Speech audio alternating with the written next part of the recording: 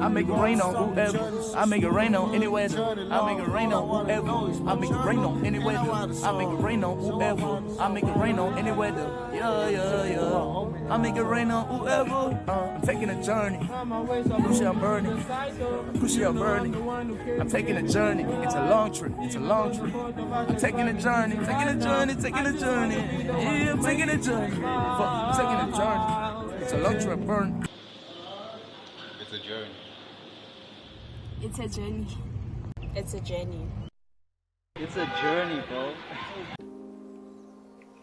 All right. Yes. Cool. Because you're dropping some gems.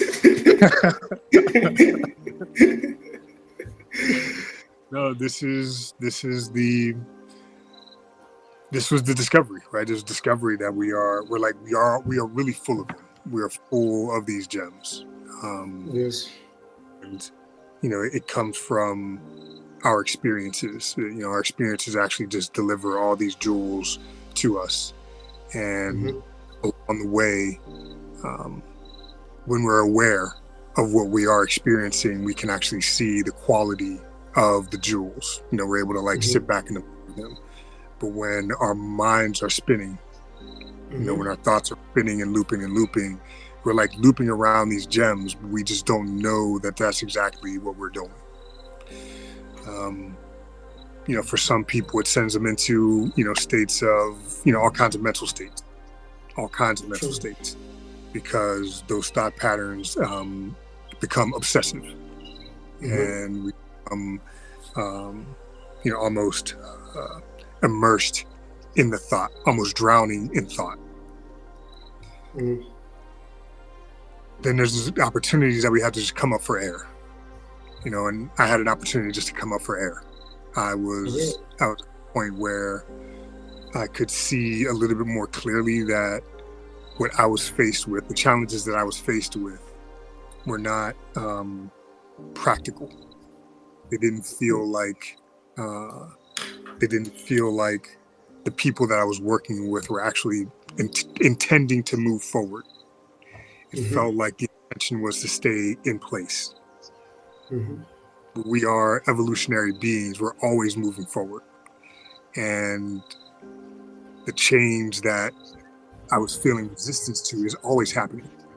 It's always happening. However, it's uncomfortable. Change is uncomfortable. Change is disquieting.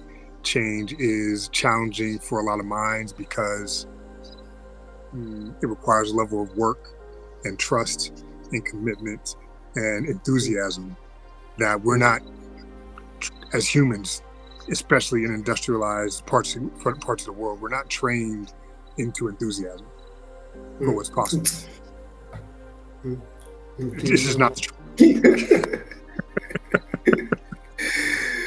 It's a big thing actually to be enthused.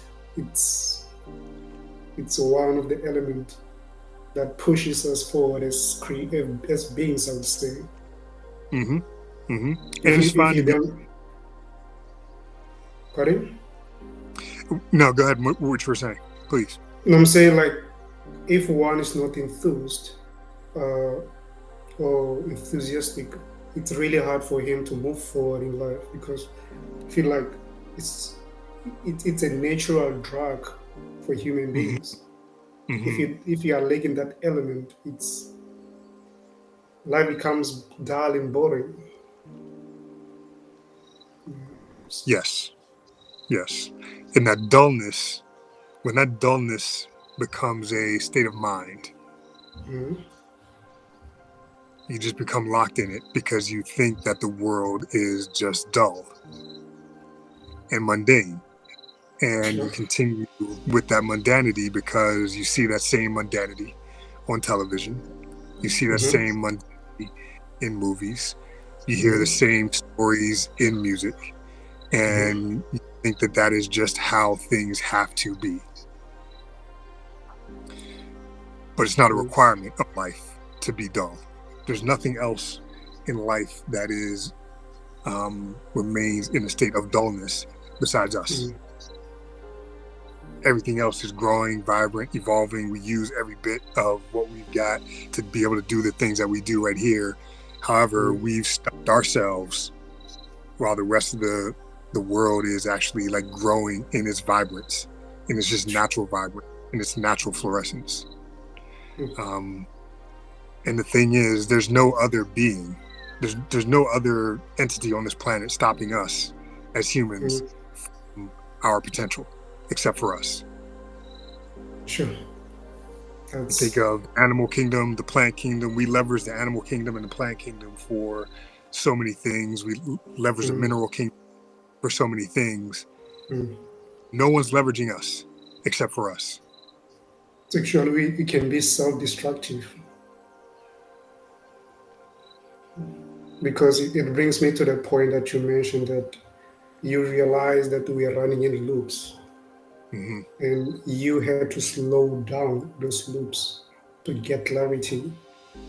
So I know, like, that is a big thing and a very sobering moment. How did you manage to overcome those loops, especially the destructive ones?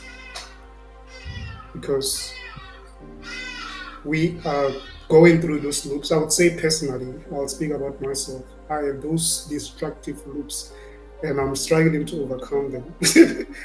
How did you slow down the time and overcome them and get clarity? Yeah. I first had to realize how much of my own destructive behavior that I was involved in. I had to see clearly, there were these things happening that were external to me, but I was actually involved in some things that I knew I could do better. I knew I could do better. And I think it was that realization within me that that I could do better because I'd seen better. I wanted to kind of back up a bit and just like slow down and see what I was actually doing. That took me to investing in some coaching that really helped me to see more clearly and just have someone to dialogue with about things that were going on in my life and in my experience.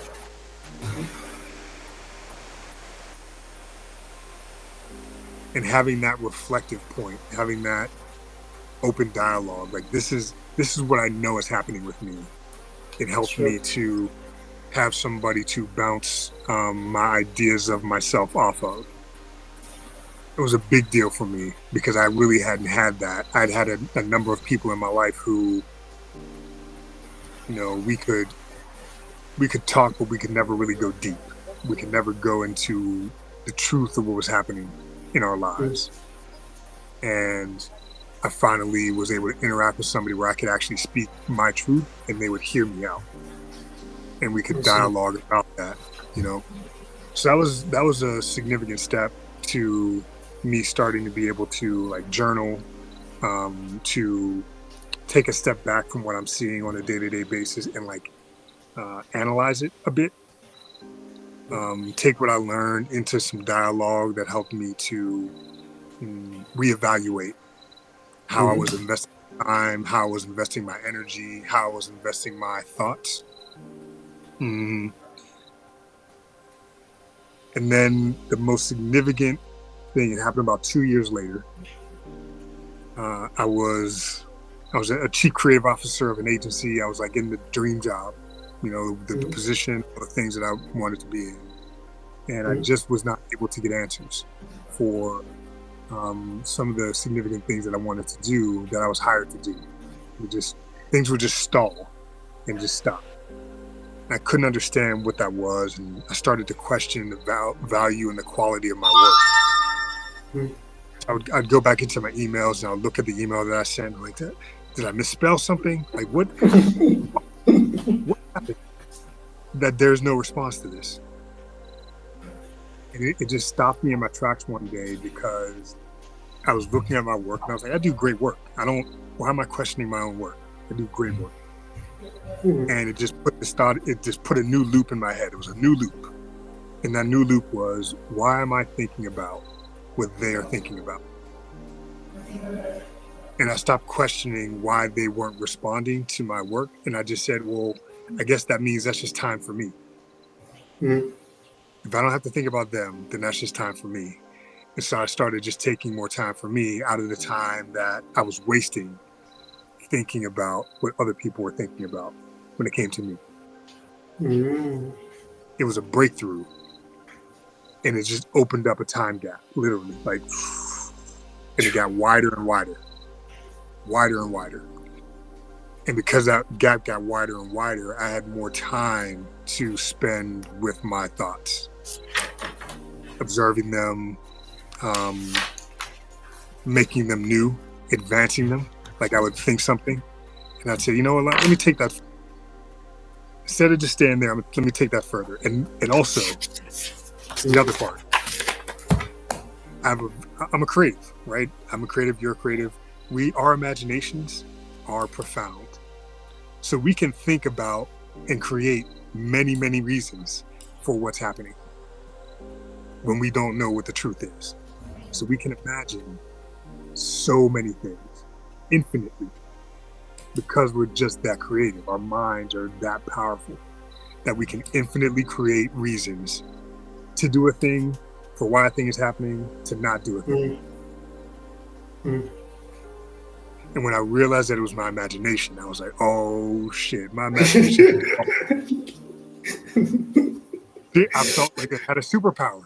I was like, wait, hold the phone. My imagination can do all that. Okay. My imagination can do all that. Now what do I do with this imagination? Because I was no longer alienated from what my imagination can do and was doing with me involved. I was always involved. Remember, it always comes back to me. I was always involved in what my imagination was doing. I was reacting to what was happening externally. And I realized that all that external action was just food for thought. And I just started changing my diet. Different aspect. And when I changed my thought, it was the most significant revolution that I've ever been through, because again, I had all this time. I had great resources in the coaching that I was working with. I started reading books about creativity and like the mind and what I can do with the mind and what humans do with our minds, like how we operate it. Plenty of insight is out there. We're not reading it as us. We're reading it as other. When we think about creativity, we think about other. Well, that person is way more creative than I am, or that person is super creative because they did this, or that person is amazing because they did that. And we use that to tell ourselves that we're not. But we're gifted with the same potential. What are we doing with that potential? We've all got it. Every single one of us. That is true. Some people just have had an upbringing or an instinct that nurtured their creativity to a point where they just and threw the thing out in the world. Some of us grow up with a religion that tells us that, we're not worthy. And when you think you're not worthy, then you don't think your thoughts are worthy. That is true. You think your questions are worthy. And if no one's there to answer them, then you really don't think that your thoughts and your questions are worthy. So many layers to it. But I was ultimately able to kind of like pick my head up above and like, oh, okay, I've got something. I put myself all the way through this career. I put myself through in all these situations to learn from. So what do I do with all of my learnings? And what do I do with the knowledge that I felt separated from my purpose and my capability? I need to reconnect myself with that capability. And simultaneous to that, because again, a lot is going on when you're going through this revolution. I really thought about my career over that 25 years, all the different companies that I was working for, all the different buildings that I was in, the most important thing that I did over the course of that time was with the individuals that I was working with, who were constantly telling me that, man, you think ahead of your time. You've helped me so much. I'm able to do all the things that I'm able to do now because you came in here and actually like cleared a path for me to do what I do best. So yeah, I worked with all these great brands and all these great companies, but the most important thing I did were those things that people told me were impactful in their life. And that's when I was like, oh, that's what I do. This is what I do. Yeah, I work in advertising. I did all this. I was a creative. I was an account person. I traveled the world, all that because of the main thing that I do, which is inspire people to see themselves more creatively. That was the birth of Alien School. Amazing. Because you answered like some of the questions that I had when I was going through your website, and I sent it to one of my friends. Actually, what his reply was like, "Hey, you know that I'm the person who always have opinions. With this website, I don't have any opinion." Yes. I don't have any opinion because hey, this guy is a very, very weird. That's the perfect way that he used, because the reason why I trust his opinion is that we went through similar journey, in terms of using natural technologies to try to expand our consciousness. So his opinion was, I really value it, but when you say like I don't have any question, then I realized, okay, there is something there actually, and Good. so it brings me to this point. Since you realized your true potential, and for me, I feel like there is a concept that I have in mind that there is a time and space. Once you transcend time, you become the part of the space. So most of the time we are trapped with the concept of time, not realizing that we are the space, and we are observing. That's what I get from your point of realizing that imagination is a powerful tool. It's a very powerful tool. So my other question to accelerate that, it will be like, we are living in a world that is built on separation and alienation, and the separation actually is the separation from the self, and our minds and our senses, our presence are being used actually as presence, because I feel like there is a certain agenda, or because you are coming from an advertising background, I guess you'll understand what I'm trying to say here, that our minds and senses are nothing but the prison, and the society that we are living in actually is built on racial cult. Sure. It's built on racial cult, because this racial cult, it's what dictate our perception and how we view ourselves. So because if you classify that, or if you break down that, you realize that some of this racial cut, they are being pulled back and forward by the lack, of resources, or scarcity, for example, war, lack of love, and how would you expand on this? Or what I'm saying, based on your experience as an advertiser and a creative person. Yeah, I mean, you really nailed it when you said the dictation of perception, right? That's really at the core. Forget race and those other elements in here. The dictation of perception is such a fundamental understanding, because that dictation is what also can be called the results of our conditions. The conditions that we grew up with, the conditions of our parents' minds, our most influential resource. So the conditions of our parents' minds, what they went through and how that ended up influencing us. What we've been told by the world about ourselves, right? Whether it be through education, through the foolishness of something like racism, for example, which it has every side is fooled.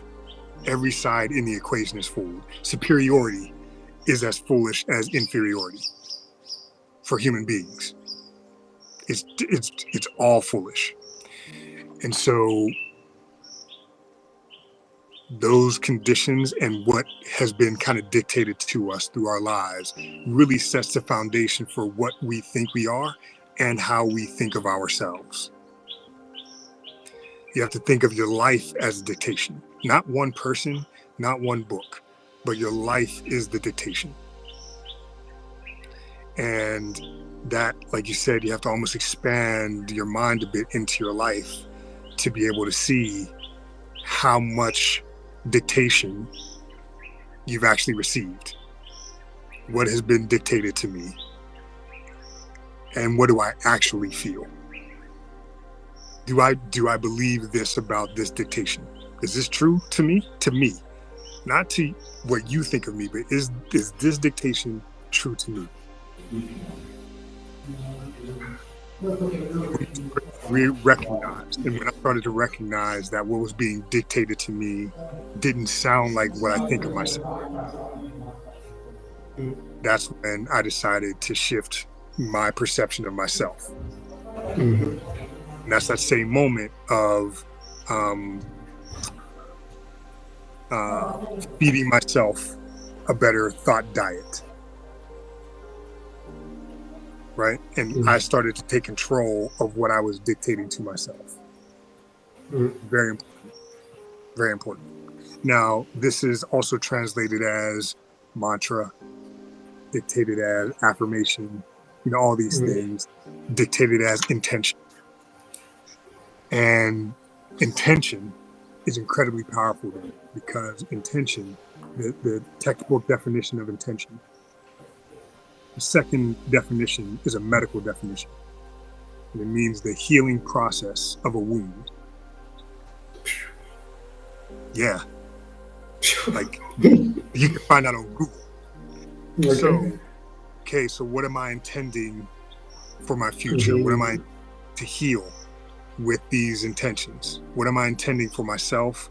What am I intending for any interaction with me? What am I intending to learn about myself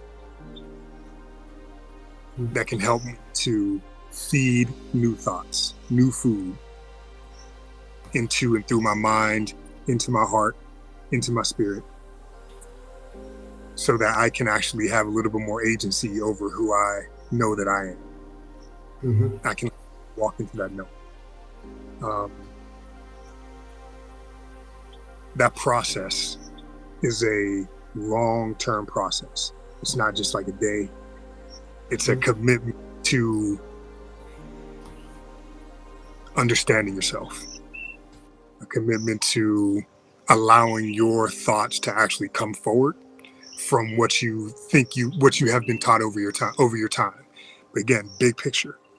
So then you have to start to look at what you are offering yourself to hear from others, from the news, from your culture, from your friends and family, from your workplaces. What are you allowing to seep into your thought as your identity? and what are you also like starting to like shake off of yourself as this is not me. That might be you. You might feel that way. I don't feel that way. We have another, like, we're big sponges. Our brains are just like these big sponges. So we have this tendency through our lives to absorb other people's emotions as ours. Oh, if you feel that way, then I feel that way. If you're feeling that, then I'm feeling that. I have to feel that in order for me to relate to you. Not the case. Not the case. You can empathize with somebody. You can empathize with somebody's position. You can empathize with somebody's condition. You don't have to accept it as your own, unless it actually is. So it can end up becoming your reality if you accept it. That's dangerous. Very dangerous, but very helpful when you know that it's happening. Very helpful when you know it. You know, you got to actually look at it like, okay, cool, that can be really dangerous. But now that I know that that's dangerous, what is my thought diet? What is my thought? You know, and it's becoming okay with having your own feelings, which is another really challenging point, because when the world is burning or your community is burning, or, you know, people are going through really hard times, but your mind is elevating, you have to be okay not feeling dull, not feeling, you know, you have to be okay feeling vibrant in an environment where people aren't feeling vibrant. You know? Just a feeling. Just a feeling. Sensation. What is that sensation? And this is the other kind of big part of it, is then you start to have these feelings and you're like, well, maybe that's not fear. Maybe that's just, maybe I haven't felt this before. Maybe that's opportunity. But I've known it as fear all this time. I've named it as fear. It could be something else. I'm a creative person. What do I want to call it? What do I want to call this feeling? You know? And that's another kind of big step. But the first steps are really about the thought diet. And that's really where my guides came in to help me in allowing me to begin the process of understanding my own thought diet and some steps towards, okay, what I'm thinking, what I'm feeling is true. I did hear that way. What do I think about it? You know, and not accepting someone else's answer before I can answer it on my own. Yeah. Sure. How, like, the time you realize that you are the one, you are the one, you are everything, you are part and parcel of the whole creation. Yes. How did you feel like? I'm just curious. Okay. A great question. That's a great question. How did you feel like? Relaxed. I felt as though I had more understanding of how I think. I had more understanding of where my thoughts were generating. I had more understanding of the kind of peace that I want in my life. And I had more understanding of what I can do with what I know for myself first, and then for others. Solving your own problems First.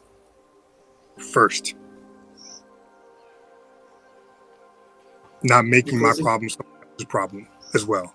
Like, this is my thing that I've got to work on. I can pull somebody into it if I need to, but I'm only pulling them in to help me with the solution. Not just to ruminate on what's going on, but I know what's happening. This is the support that I need in this particular circumstance. Yeah. But with all that, after realizing that I am the one, Mhm. How, because you've mentioned before that you had to find people that you can talk to, someone that you can trust, being confidential, and seeking help where is needed. How long did it take you to be grounded, like to the new reality, after realizing that I'm the one? Mm. I've met the canvas of any possibilities. I can Mhm. be whatever I want to be, basically. Mhm. Mhm. And how do you come into Mhm. being?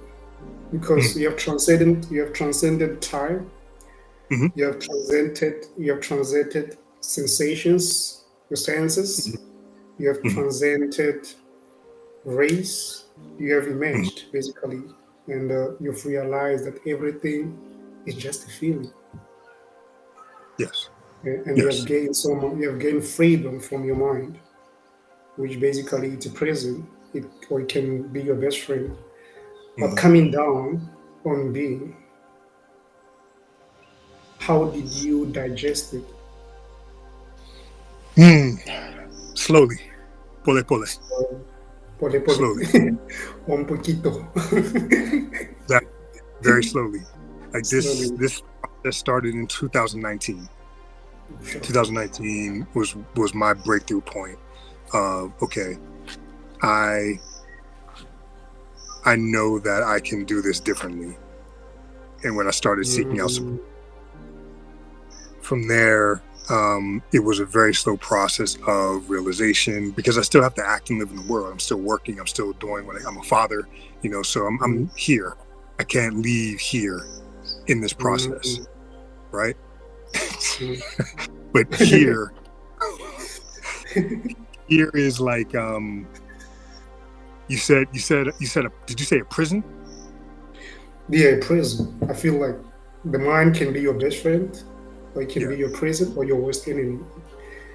So I flipped that word, and I thought about the mind. I started to think about the mind as a prism, like a kaleidoscope, right? Mm, Look, it's a part of me, right? It's not, I'm not locked in there. The sure, mind, the mind is not physical. The mind is invisible. The brain is physical, but the mind, sure. okay, the mind is invisible. Okay, That's a good so one. now prism, slowly, pole pole, slowly widen the view, slowly widen, Mm, slowly, and that's the point, and that's why I started the alien school, because it takes some orientation. It takes some mm, time to understand that this shift is possible, and then what do you do with that? What do you do with time when you know that you can master time? mm, What do you do with that? And because we have to operate in this world. This world is here for us to operate in. It is the garden. It is the kingdom. It's actually here for us to operate with. All these things I talked about: plant, mm.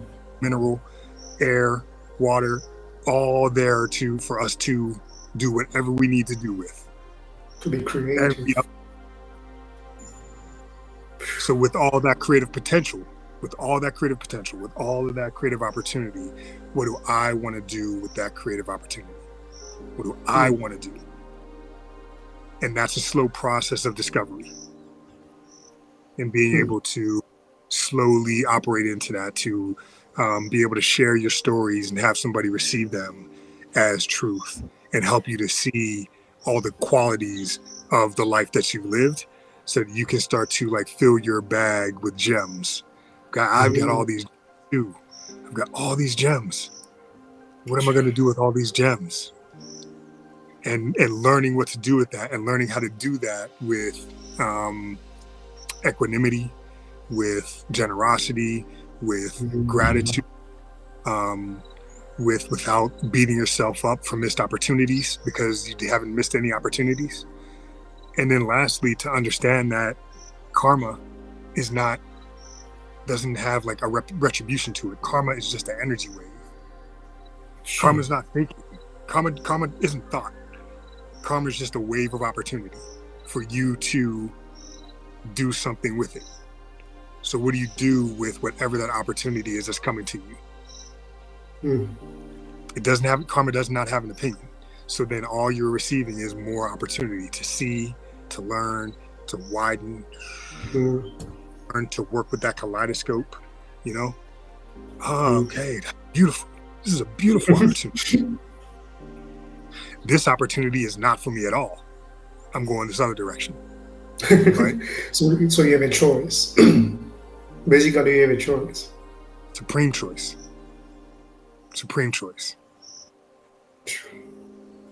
But literally, I feel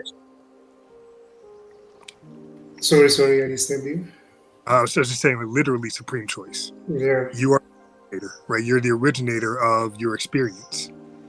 So as the originator of experience, you have supreme choice over what you do with what is brought to you. So it's up to you. The ball is in your court, basically.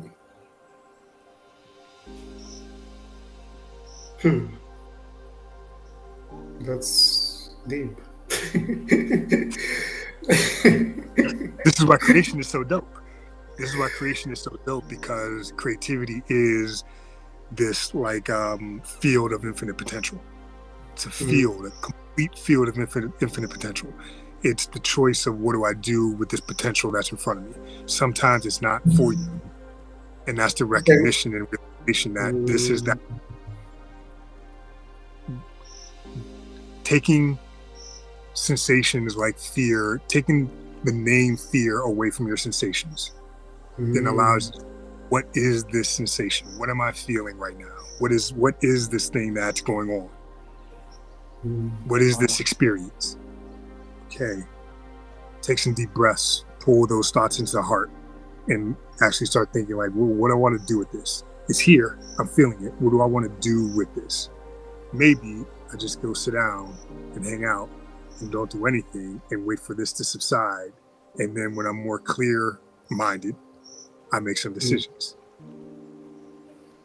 Because those sensations aren't pressing you to do something. Sometimes it's let me just sit back, feel this, know what this is, take a nap, dream about it, come back with some answers.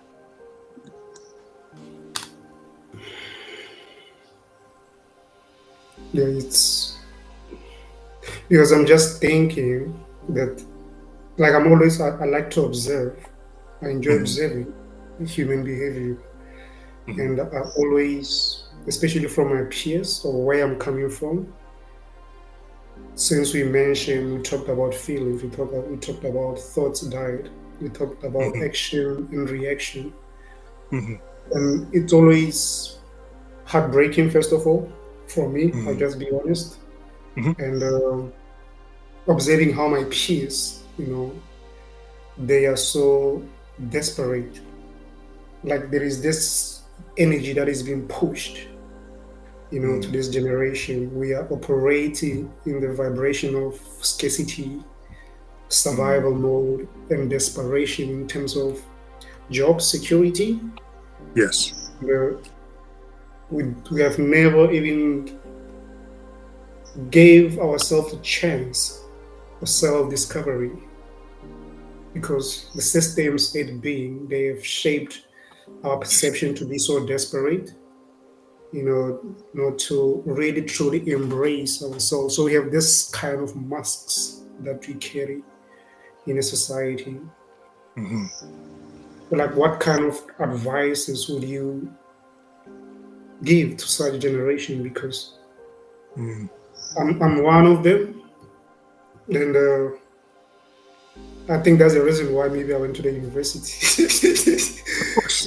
because I did not go to the university with the mentality of, I'm gonna work hard and I'm gonna look for employment after completing.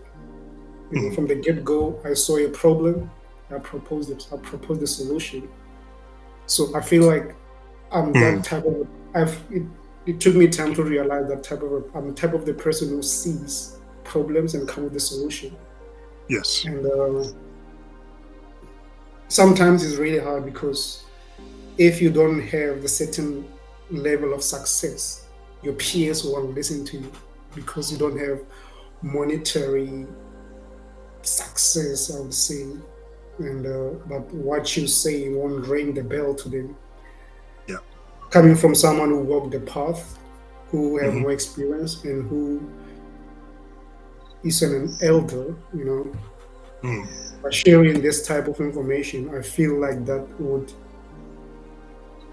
plant the seed of self-discovery or pushing one to that path of self-actualization and make them aware that you are a creator and your thoughts and your emotions are the bedrock of your perception. The bedrock. The bedrock. You said it. You said it. You understand it now. This is what I mean. You understand it now. This is why this is such powerful work. It doesn't take a long time, but what it actually takes is an open mind. You are an open-minded individual. You've taught yourself to be open-minded. You were probably born that way. And so, like you said, when you went into school, you weren't in pursuit of a job. You were in pursuit of understanding. True. Now, this is the most complex part of this work. It's the most complex part. It is not for everybody.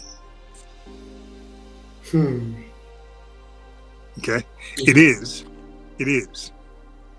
Big picture. Big picture. You got to think about the big timeline that we're in. We're just in a tiny little blip. We're in a tiny blip of the timeline. Those shifts that everybody wants, in whichever direction everybody wants it, if everybody got what they wanted at the same time right now, the world would explode. Sure. If everyone got what they wanted right now, split in half. Okay? This is why the journey exists. And this is why the journey is more than one lifetime. Because the learning experience for us as beings is generational. So it means reincarnation is real. Not just real, but practical. Practical. for our betterment. For our betterment. We get here with an opportunity to learn that we signed up for. We're here with an opportunity, whether it's our 7th time, our 1st time, or our 1,000,000th time. Again, you have to think about what a generation is. Like, it's such a tiny blip on such a huge timeline. Massive.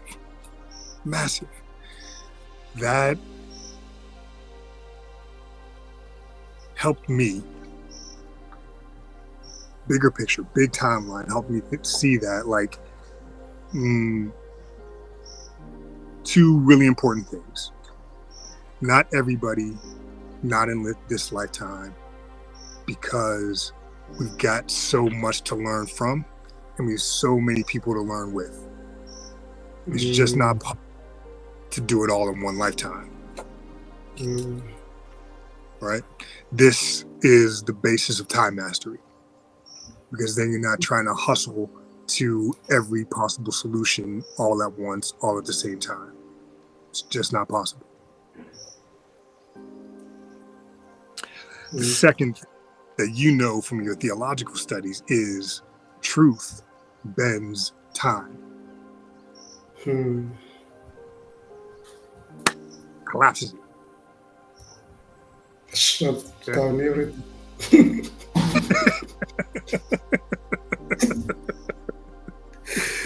Truth bends time. And it's beautiful because the more truth that you enter into the timeline, the more people are going to get access to that truth. It is inevitable. It's only coming from one source. Let's take our time. Let's understand that we're here to learn. Let's understand that we're here to learn from each other.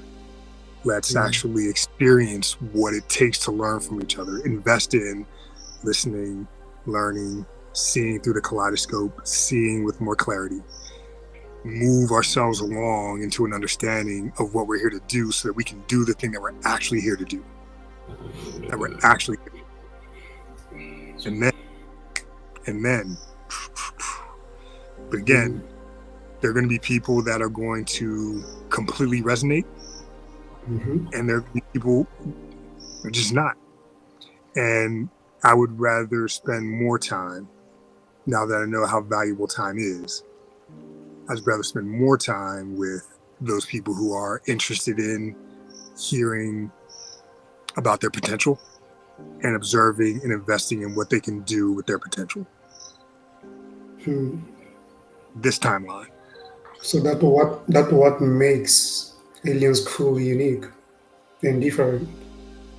This is why really the only way to get to me is through either a LinkedIn invitation or an invitation from the åŁïEN School. It's the only way.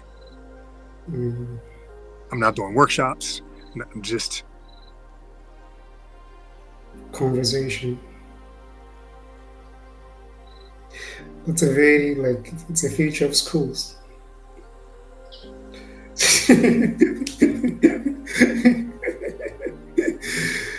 It's a feature of schools because I feel like if it was there when I was born,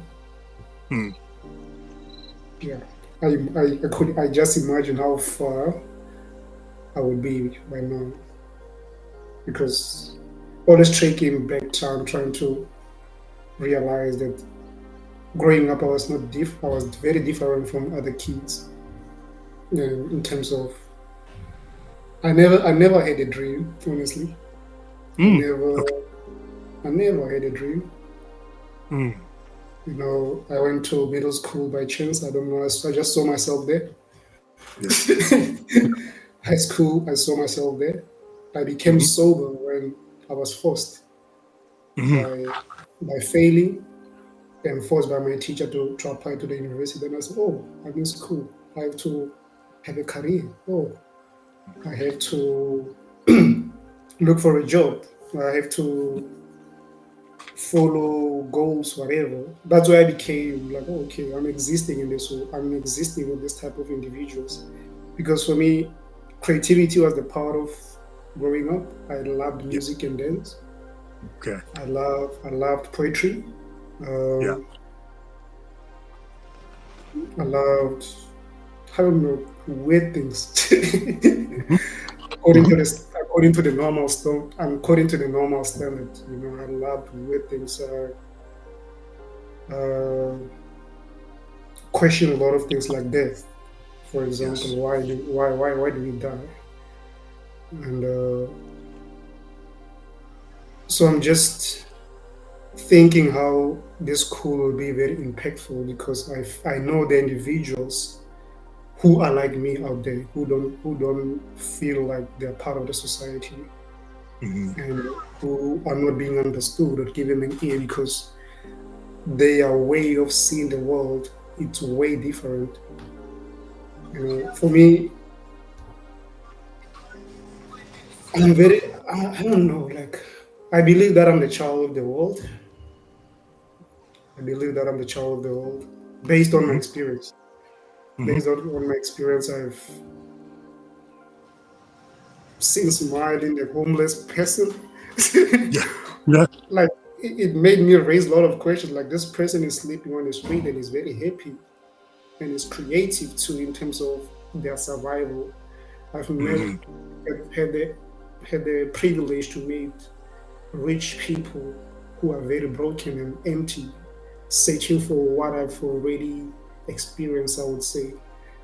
Yeah. But I don't want to lie, that left me confused. Like, what am I trying to pursue in this world? You know, why I'm trying to pursue whatever I'm pursuing actually? If there is someone who's poor, happy, content, someone who's having everything, broken and miserable, and me, I'm stuck in between of that. You know? Yes. I'm stuck. You know, I can be homeless, or I can be super wealthy. So basically, I'm behind, like, my wall is like behind the walls. Like, this is the dilemma. So yeah, that's like the part of the journey. So I have a lot of questions. Okay, let's go to If I can contribute this to what you said, okay. For those people that you're talking about, what they really are is the most important part of society.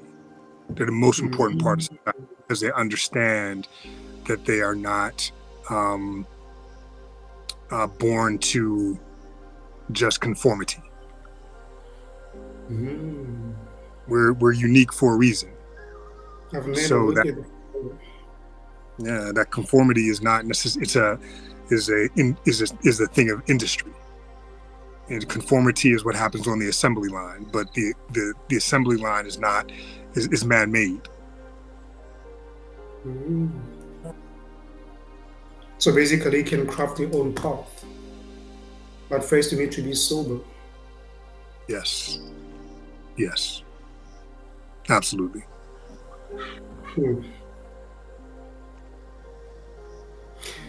You mentioned something like on your website.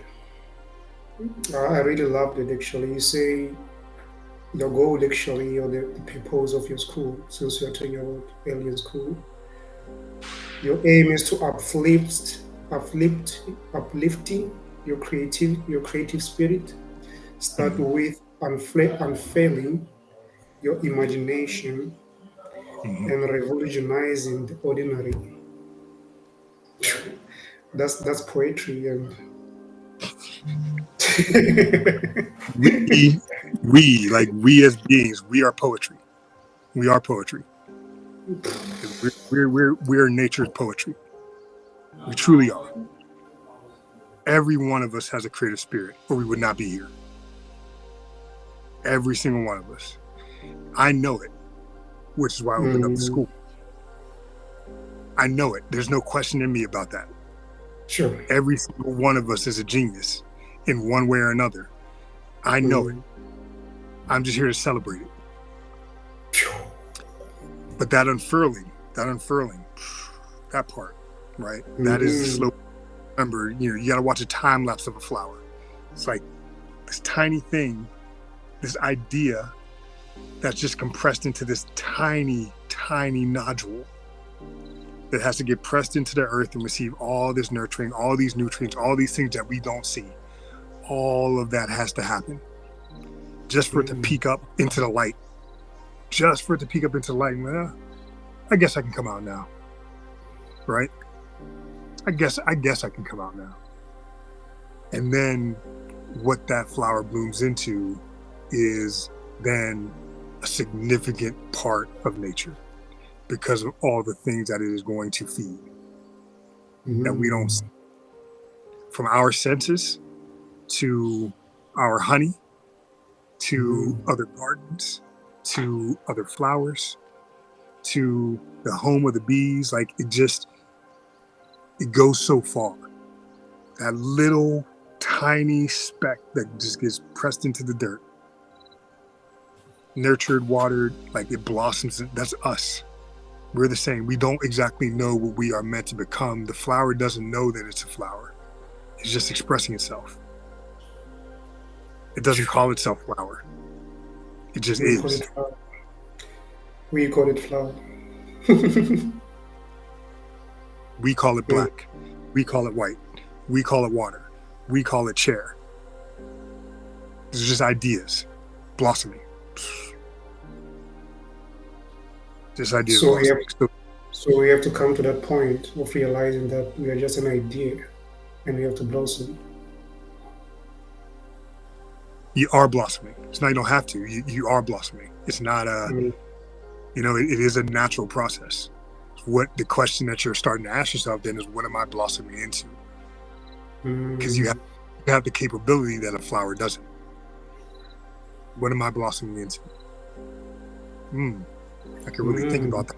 Under that, I can spend some time with that. I can actually adapt myself to the environment that I'm in. I can take in the scent of that flower in a way that another flower can't take in the scent of a flower.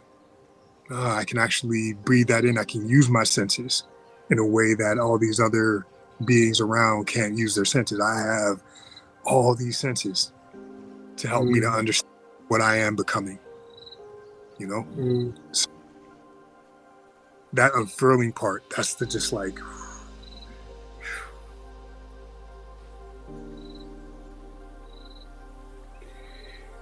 yeah, like it's like, yeah, since you say we are poetry, I feel like the pages of my books are burning. that's all right. That's all right. They're in you. They're in you. They're a part of you. I can see them. Yeah. I can see, you know? Okay. Coming to curiosity, too, I read another interesting code, which is all over your pages. Follow your curiosity to discover your creativity.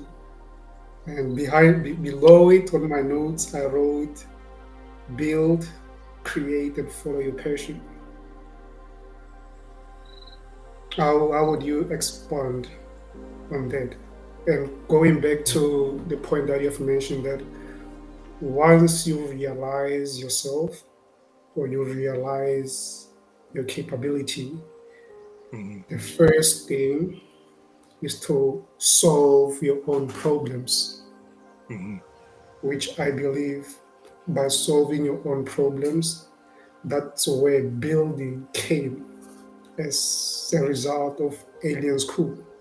So it means you are creating now, and advertising, marketing, creativity, poetry, because I've read some of your poems and prose and such. They are very amazing. So you follow your passion too. So how do you break that down and expand it? Again, theologically, right? Theologically, the number one question at the core of theological curiosity is, who am I? The number one question at the core of it, who am I? And it is the number one spark. Number one spark. Who am I? What am I? Why am I here? You know? Why am I thinking this way? Why does this person think this way of me? You know, like, these are the curiosities that create those loops. At a certain point, you encounter things in your life. You're like, I just want to follow that thread. That thought, I want to follow that. So you got to follow that. You have to actually choose. You choose to follow that. Now, sometimes you're told to go down this path. You're like, why am I being told to go down this path? Answer that question. You have to answer the questions. If you're not answering the questions, then you're just being led or being directed. Following your curiosity is to say, well, I guess I'm following this because this person said to, but is this what I want to do? Truly. When you're able to have that dialogue, that level of dialogue with yourself, that's when you're following your curiosity. And that's when you're unlocking, even though you don't know it yet, you're unlocking your creative opportunity. You're saying to yourself, well, I think I want to go this way instead. So you're creating a new pathway. A pathway's been laid, or an identity's been laid. You make another choice. You're creating a new pathway. So in order to do that, you have to begin to start answering your own questions. And when you can consciously, actively answer your own questions, or find the right kind of support to help you in answering your questions and, seeing what those big questions are really about, that's when that unfurling actually begins. That's the cracking of the seed. Just like, oh, wait, okay, there's something out here that I want to see, but we act more unconsciously on those questions than we do consciously. Again, conditions, situations, finances, pressures, societal, ideas, cultural ideas, all those things are influencing. What are you curious about? Curiosity. Where is your curiosity taking you? And if you start to look back at your path on the places where your curiosity is taking you, you're gonna find a very straight line. It's like just beautiful, one thread. But you can also find where you've been diverted. Where's the diversion? Who put me on this path? Who put me on this path? Why am I on this path? That's not the path for me. Again, curiosity. Who put me on this path? Bring it back to your original timeline.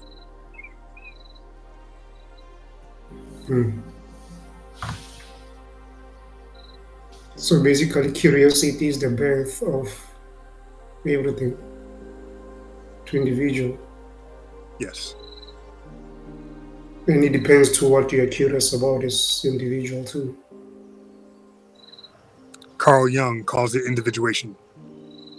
Oh, I love that man.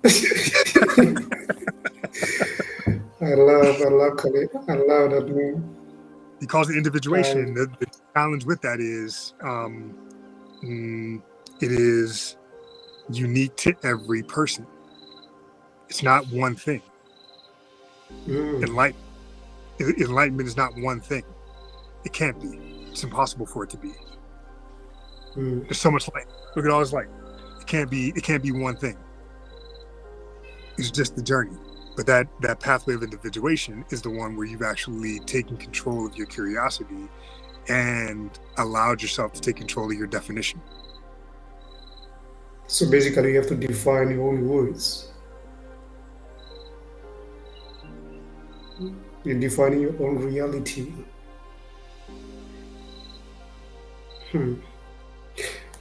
Because, coming to creating, because I feel like what you're building it's a one-person business model. Do you feel like with the rise of technology, with the rise of people having tools to really having access to people who can guide them, for example, you are guiding me, and you're unfolding. Actually, you make me realize a lot of things that I was not really aware of. Do you feel like people who are in this journey of self-discovery with the use of technology, it will allow them to solve their own problem, and to use the words of Naval Ravikant, he likes to say, productizing oneself, solving your own problems, and pushing the solution out to the market to decide. For example, I saw someone liking your post.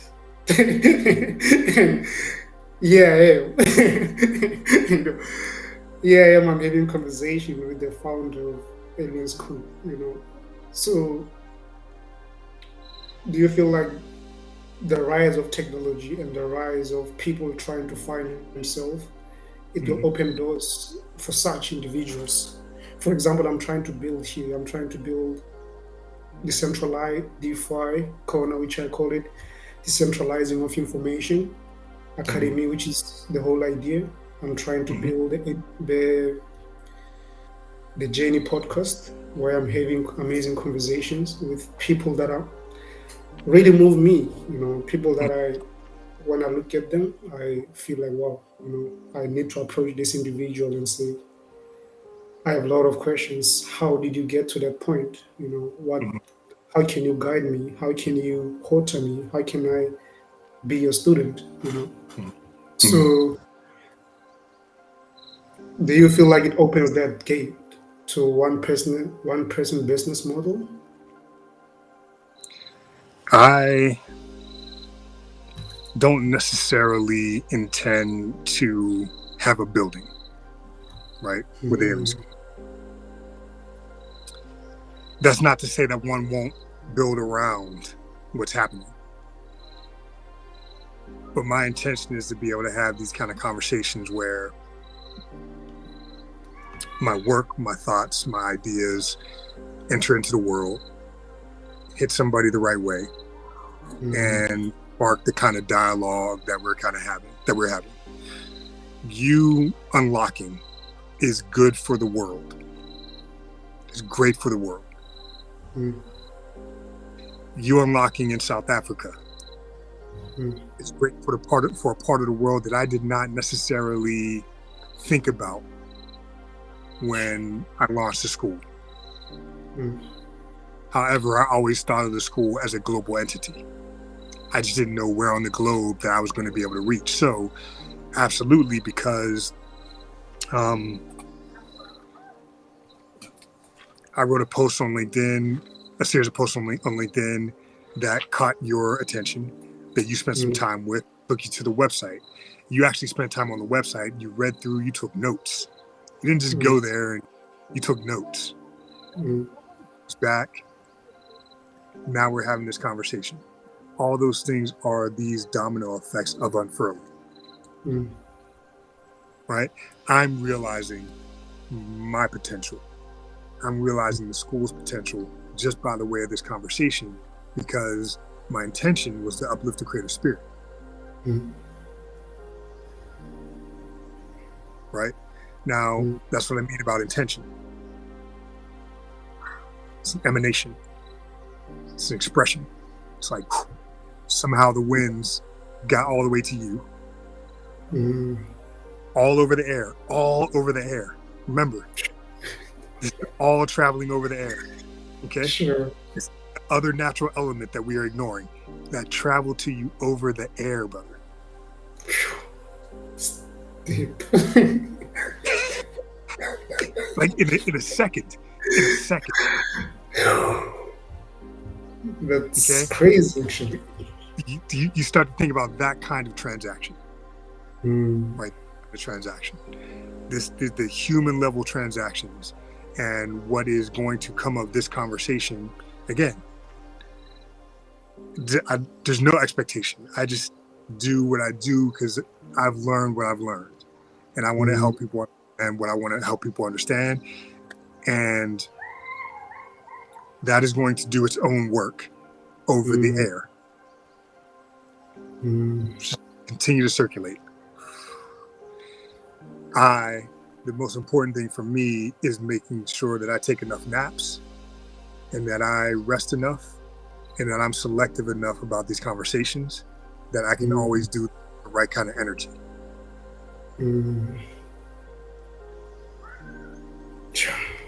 Exhausting myself, that I'm not over exerting myself, that I'm not focused on scaling, because scale is the buzzword. This is scale to me, right? Because the conversations that you're going to have, the conversations that my other students are having, the conversations that are happening on my website right now that I don't know. Yeah. There's a You know what I lot mean? There's a lot actually this side. There's a lot. Yeah, You know? because I just had to pour it out of me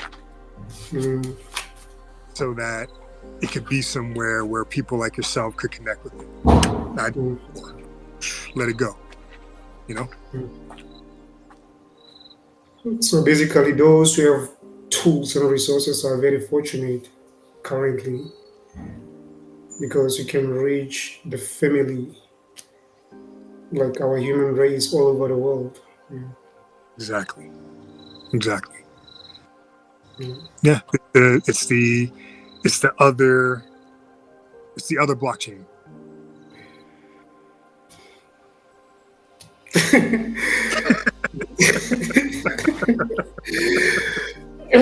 I was not expecting that.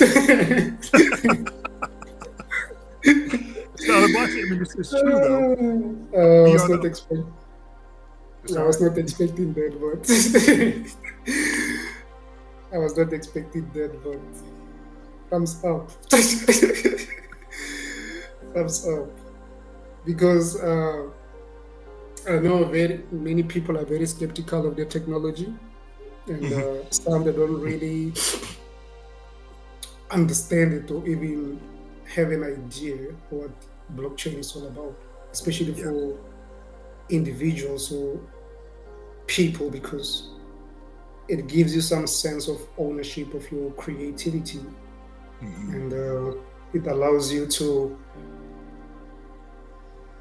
connect to amazing people, you know, that you can learn from. And especially today, I wrote something on my status on WhatsApp, and I wrote something. It's in regards to Bitcoin. I would say, I say, Bitcoin currently is going through identity crisis because Satoshi, when he wrote a white paper, if you read the white paper of Satoshi, he speaks about internet money, which is currency, something that people can use to transact. But the identity crisis stems from the store of value, and two is stores for the medium of exchange. And my argument was the Western perspective of embracing Bitcoin is far-fetched compared to me as an African, reality and perception of understanding what Bitcoin is. Our reality are totally different of embracing this technology. For them, they've already have the systems in place. For me, I can use it, or I can use it as a form of transaction to do that and that. I can introduce my mother who does not have a bank account to have something to hold on into. And the Westerners, therefore, they're so fortunate because they have access to smartphones. There are people here who don't even have an internet connection. How will they have an access to this beautiful, I call it the poetry too, how will they get access to this beautiful story, beautiful poetry, which is Bitcoin? So yeah, that's what I thought about. And behind it is blockchain technology, behind Bitcoin, but it's an amazing story. it's an Amazing story.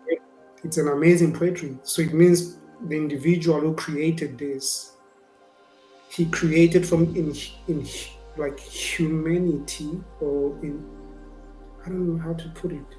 He created from the bottom of his heart, understanding that it will solve certain problems for those who are cut off out of the financial system. And yeah, that's like the argument that I had with some, not an argument. I wanted to make them aware that you are staying in the West, I'm staying in Africa, I'm struggling with the connection here. Yeah. I'm struggling with a lot of things. How individuals can get them access to this. So these are the tools that we should be thinking on how we can push to other people. And two, I'm very passionate about blockchain technology. So I love blockchain technology. And yeah. Here's what I know as we sit right now is that it's the people with access that can do for the people without access. It's not So just about the access. What do you do with that access? So we have so much responsibility, basically. It's not just for a new yacht. It's not just what it's for. Sure, you can get a new yacht if you want to, but what else? Where are you going to go? What are you going to do when you get there? So since I told you that I've shared your links with some of my close friends, and they have questions for you. Okay. And some of them you managed to answer them across along the way, but I will just ask them just to make them happy. Yeah, please. This is coming from, I call him Moon Pie. It's one of my friends. Her question was, what encouraged you to turn your imagination into reality? That was the first question. My son. Now, I have a 17-year-old son. when he starts to understand the power of his imagination and what he's already done with his imagination, what he's already done, his love already, is powerful. And I see that, he also has some challenges with the way that he is thinking, but he's a teenager. His mind is maturing. Mm-hmm. And I think that there's a lot that we can do for maturing mind when we give them access to an understanding of how their thoughts are impacting their lives. Mm-hmm. And I've seen the power of imagination through my years in advertising and my years in my career, not just in the creation of advertising and experiences and all of that, but the products are also imaginative. The products that I want are also ideas. And every once in a while I came across a really exciting idea and I wanted to support that really exciting idea with new ideas to bring that to the world. And I was able to do that. And it was fun. I had a great time doing it.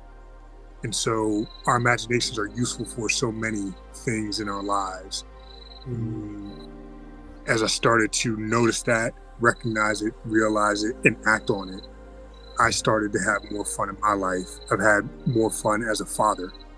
And I know that I'm sitting with this young man who has this like fountain of potential that he has no idea exactly what to do with just yet. And that is super exciting. You know, when I talk about the enthusiasm, it goes along with it. Big picture enthusiasm. Big picture enthusiasm. Yeah. That's a great question. I appreciate it. Nice. Another question from her. Mhm. What's the whole thing called art? Is it an experience or what?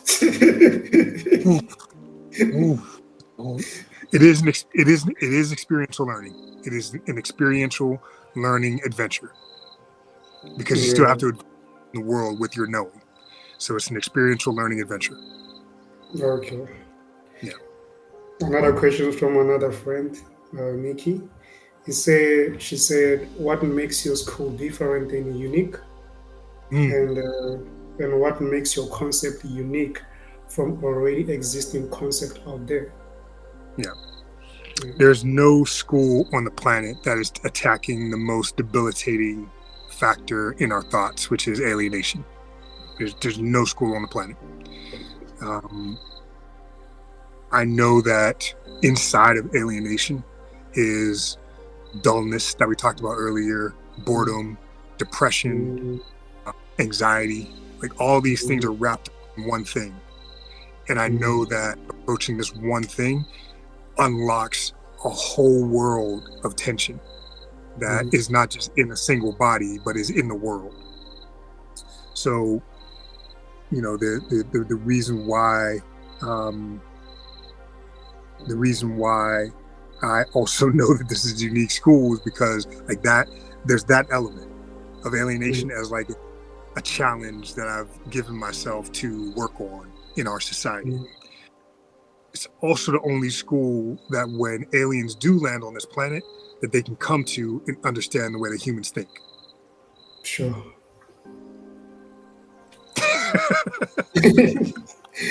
Okay. Another question is this is similar to what encouraged you, but she says, where do you see your school in 5 years to come? And two, what inspiration, what you aspire to see on the growth of your school? You know, since we are living in a digital age, what digital tools are you planning to incorporate or implement in your school? On the technological side of that question, I can't say, because what I know is that the technological wave is going to allow the alien school to reach many more people than I have considered. I know that. I'm excited about how, but I don't want to say how because I don't know. Somebody's going to invent some cool thing and I'm going to end up in a conversation on a cool thing and a lot of people are going to see it. Like that's just how that's going to happen. This conversation right now that has a Q&A involved with other people, I didn't know that that was even a part of this conversation. Right? So technology is already advancing the school, True. right? Already. 5 years from now, I will still be doing this. What the scholars who have advanced themselves through the school will be doing, I'm going to be so excited about.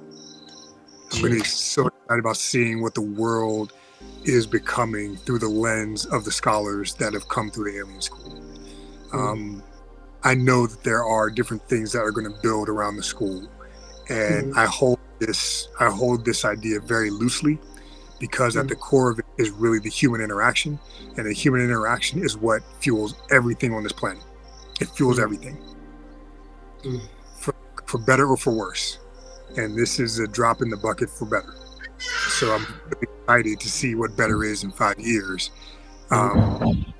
Really excited to see what better has been in 2 years, since I started the school. So, that part of this experience is something that I want to allow the scholars and their ideas and their creativity to dictate. I'd like to see what the creative spirit does with the school. That's awesome. That's because it spreads like a fire. Spreads like a fire. Yes. The last two questions from Kim Luster. So he's saying that, what changes can I make to experience a balanced wholesome life? That's the first question. I don't know if you want to answer it. Yeah, let's stay there, because that's a big question. Okay. I'll try to answer it as possible. The first thing to do is set an intention to live a balanced and whole life. Set that intention. Study that intention. What do you want to do with a balanced and whole life? That's up to you. What you can do with it is fully up to you. If you listen to any part of this conversation, you should know by now that that balanced and whole life is yours to have. You set the intention for it, and it is coming to you. The second thing that you can do is enroll in alien school. Second question. He said, what about the environment that the person is surrounded with? In terms of bad energy, that would be like okay, let me see. What about the environment that the person is surrounded with in terms of bad energy that would be a challenge or a hindrance in a person to make progress in the journey of creativity? So that's an awesome question, because the Alien School is an environmentalist organization. What we are venturing to do is advance the environment of human conversation and dialogue into one that is much more accepting of individuality, accepting of an individual's human nature, and accepting of a human's truth, not just what we feel about their truth, but accepting their truth as is. And if we can begin to do those three things societally, it will actually have a significant effect on the environment. I think we have to remember that every word that we speak is also a breath into the world. And that breath, that wind that comes out of our bodies, it doesn't just fall onto the ground. It flies with the wind.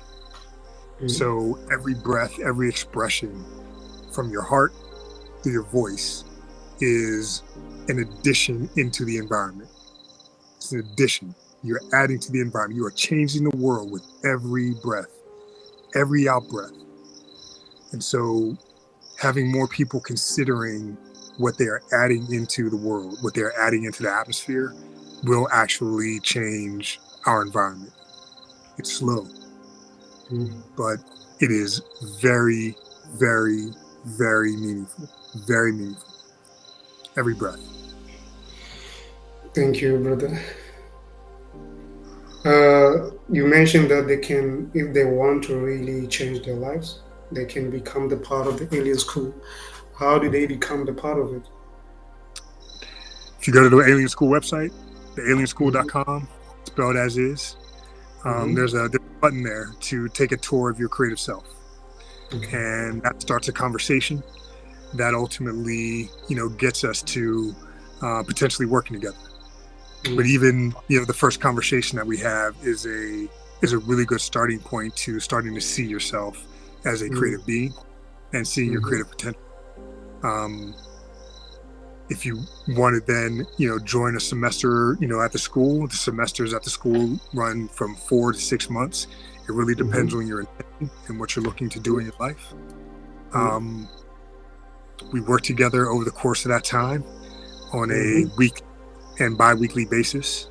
There's a digital portal that allows us to interact in real time with some really great insights about yourself and some really great tools to help when we're not talking, for you to come back to and learn a lot more about yourself and journal and take some of the prompts and assignments that I offer to into your daily life, into your everyday.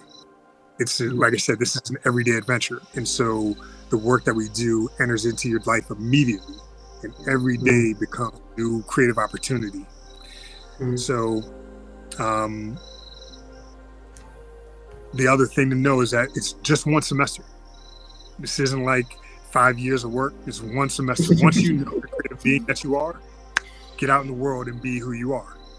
You're not meant to stay at the Alien School. You're meant to go into the world with what you know and have a beautiful impact on your world and other people's worlds. But it starts with you.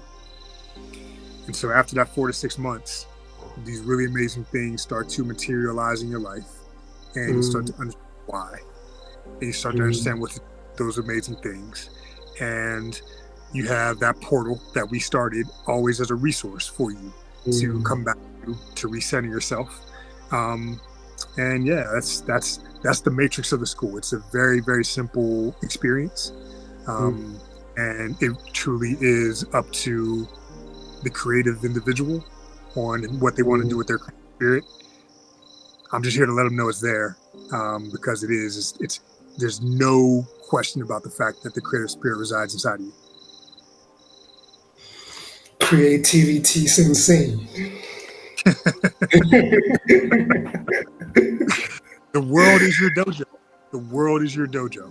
I'm just here to help you see it a lot more clearly and get more playful in there, have more fun in there. But the world is your dojo. Your people, your friends, your workplace, your environment, your family, everything that you encounter is your dojo. And the creative spirit is just waiting to play.